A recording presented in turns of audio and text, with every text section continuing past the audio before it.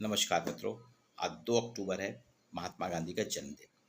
आज से मैं एक सीरीज शुरू करूंगा, मेरी नज़र में गांधीगिरी। सभी से बात करूंगा। गांधीगिरी शब्द जो है, संजय दत्त की एक पिक्चर आई थी, MBBS मुन्ना भाई, और फिर 2006 में एक पिक्चर आई, लगे रहो मुन्ना भाई। उसमें ये शब्दावली शुरू हुई थी, गांधीगिरी। हीरो संजय दत्त ने गांधी जी को अपना आदर्श मान के गांधीगिरी की, गांधी के हिसाब से चलते थे, और बहुत अच्छा फिल्म थी लगे रहो मुन्ना भाई।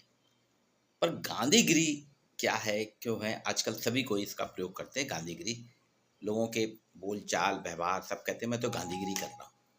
आज पत्रिका समाचार पत्र में एक रिलेशनशिप कोच हैं, अविशा अवस्थी, उन्होंने बहुत बढ़िया दिया कि गांधीगिरी के बारे में उन्होंने की, जो मैं पढ़ा उसी को, उन्हीं के शब्दों को मैं, उनकी लेखनी को मैं इस वीडियो में दे रहा हूँ। वो कहती हैं, रिश्तों में गांधीगिरी हमें अपनाना चाहिए। गांधीगिरी का जो अर्थ है वो वास्तव में गांधी के सिद्धांत अहिंसा, सत्य, शांति, इसको अपनाना है।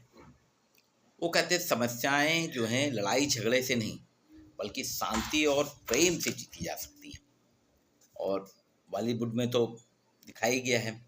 अब गांधीगिरी का प्रयोग वो जो कह रही हैं उसको हमें करना चाहिए। कैसे कर सकते हैं? पहले उनने दिया है, अलग अलग कैप्शन दिए हैं, जैसे हस्बैंड वाइफ, पति पत्नी के रिश्ते। वो कह रहे हैं इसमें गांधीगिरी दोनों को करना होगी। प्यार, सम्मान और समर्पण से एक दूसरे को आप जोड़ें।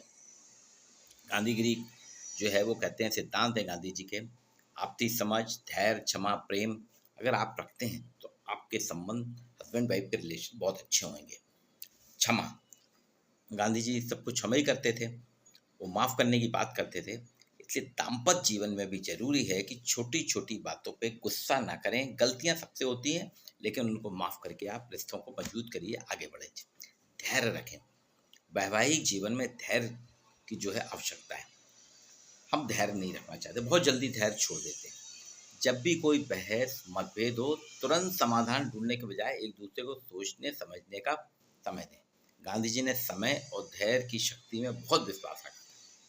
अब दूसरा रिलेशन वो बोलते हैं, ने जो रखा है अमीषा ने, पिता और बेटी की बॉन्डिंग।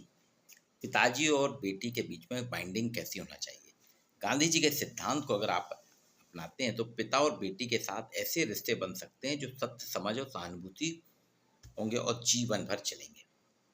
सत्य की बात करते हैं गांधी जी, सत्य तो उनके सिद्धांत ही है।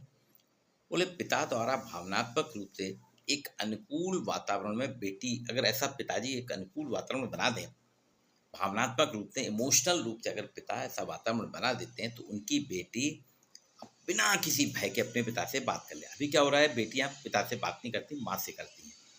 तो आपको ऐसा इमोशनल बैकग्राउंड बनाना पड़ेगा, इमोशनल वातावरण बनाना पड़ेगा, एनवायरनमेंट बनाना पड़ेगा, जिससे सत्यता के साथ बेटियां बात करें। बेटी को भी पिता की भावनाओं का आदर करना चाहिए, और सत्यता जो है, ट्रुथनेस जो है, इस रिश्ते को सुदृढ़ और स्थायी बना सकती है। दूसरी चीज पिता और बेटी के बीच में कहते हैं समझ और सहानुभूति, अंडरस्टैंडिंग और सिंपैथी। पिता को अपनी बेटी के नज़रिए से समझने की कोशिश करनी चाहिए। पिता को अपनी बेटी के नज़रिए को समझने, हम अपनी बेटी के नज़रिए को नहीं समझते, खासकर जब वह नई चुनौतियों का सामना कर रही है। पढ़ाई के बाद अगर वो जॉब में सर्च कर रही है, जॉब मिलेगी तो हमें उसके साथ में शेयर करना चाहिए हर बात। उसको एहसास कराना चाहिए कि तुम चिंता मत करो, तुम सक्सेस होगी, सक्सेस तो तुम्हारी लाइफ में है। अब भाई बहन पे आते हैं, तीसरा रिलेशनशिप है भाई बहन का। गांधीगिरी के सिद्धांतों को अहिंसा कहती हैं अपना के, अहिंसा, क्षमा को बढ़ावा देके भाई बहन के रिश्ते बहुत मजबूत हो सकते हैं। अहिंसा की बात करती हैं, वो कहते हैं कि भाई बहन के झगड़े मतभेद हमेशा होते हैं, उसमें गुस्सा होते हैं, प्रतिक्रिया करने के बजाय आप उसमें धैर्य और शांति से काम लें। आपको शांति के साथ, धैर्य के साथ काम लेना चाहिए। अगर कोई गलतफहमी हो जाए भाई बहन में तो मीठे शब्दों से उसको सुलझाएं, एक दूसरे की भावनाओं को ठेस ना पहुंचाए। ना भाई ना बहन, क्षमा। भाई बहन के रिश्ते में छोटे मोटे झगड़े तो होते रहते हैं, बिना अगर झगड़े नहीं हो रहे तो भाई बहन नहीं है। तो वहाँ उनको भूल जाना चाहिए, आपस में बात करना चाहिए, एक दूसरे की गलतियों को नज़रअंदाज करना चाहिए, माफ़ कर देना चाहिए। इससे भाई बहन की ट्यूनिंग बहुत मजबूत होती है। अब आता है एक और रिश्ते की बात की उन्होंने, सास बहू। इसका कॉन्फ्लिक्ट तो बहुत है। गांधीगिरी के सिद्धांत को अगर आप अपनाते हैं तो सास बहू के बीच में एक अपनापन आता है, क्लोजनेस आती है, अंडरस्टैंडिंग उनकी बढ़ती है। वो कहते हैं सास बहू ऐसा रिश्ता बनाया जा सकता है जिसमें प्रेम, सम्मान और शांति पे आधारित हो। इसके लिए गांधीगिरी करना हो। वो कहते हैं आपसी समझ, सबसे पहले एक दूसरे के दृष्टिकोण को समझना महत्वपूर्ण है। दोनों, सास भी बहू भी एक दूसरे के दृष्टिकोण को समझे। सास को बहू के नज़रिए को समझने की कोशिश करना चाहिए। अभी क्या होता है, सास जो है बहू के नज़रिए को समझने की कोशिश नहीं करती। परिवार में नई आई, आप उसको समझिए। उसी तरह बहू को भी ये समझना चाहिए कि सास की भी अपनी कुछ पारंपरिक धारणाएं, ट्रेडिशनल कंसेप्ट हैं जिनका उसे आदर करना चाहिए। इन दोनों की अंडरस्टैंडिंग की बात है। इन दोनों के बीच में एक आपसी समझ होनी चाहिए। करुणा के साथ कार्य, छोटे छोटे करुणा भरे कार्य दोनों को एक दूसरे के साथ मदद पूर्वक करने चाहिए। कठिन समय में साथ देना रिश्ते को गहरा बनाते हैं। दयालुता से एकता का एहसास करना चाहिए। ये बताता है कि आप दोनों की उपस्थिति कैसी है। तो ये कुछ रिश्तों की बात करी है हमीशा ने। हमीशा जी बता रही हैं कि ये रिलेशनशिप कोच हैं, परिवार पे इनके लेख आते रहते हैं पत्रिका में अक्सर।